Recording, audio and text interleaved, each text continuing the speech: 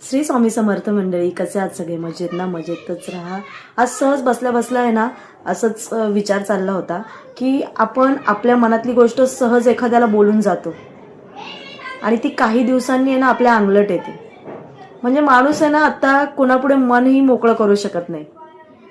आपली माणसं म्हणून जर आपण आपलं मन मोकळं करत असो आणि ती गावभर चर्चा होत असेल तर मग ठीक आहे ना. लोक म्हणतात की आजकाल मोबाईलमध्ये सगळे बिझी झालेत, स्वतःच्या ह्याच्यामध्ये बिझी झालेले आहेत, की आपल्याला बरोबर बोलायला वेळ नसतो, आपल्याला फोन करत नाही.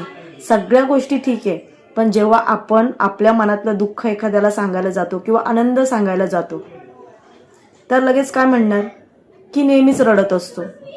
मग त्याच्यापेक्षा असं वाटतं ना की गावभर चर्चा होण्यापेक्षा आपल्या मनातल्या गोष्टी आपल्या मनातच राहिलेल्या बऱ्या.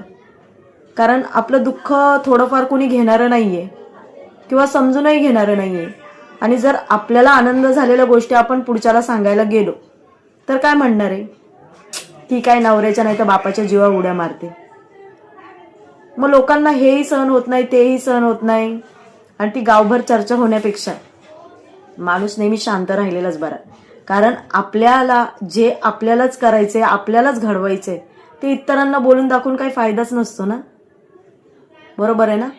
त्याच्यामुळे मला तरी असं वाटतं की बरं आहे आता इथून पुढे कोणी कोणाच्या अध्यात्मध्यात पडत नाही.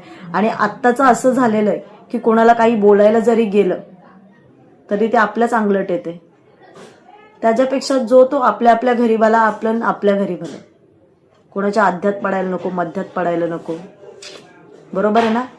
कोणाच्या बाबत असं झालेलं आहे की एखादी गोष्ट एखाद्याला चांगले सांगायला गेली आणि ती तुमच्या अंगलट आली. झालंय का असं? नक्की कमेंट्समध्ये सांगा.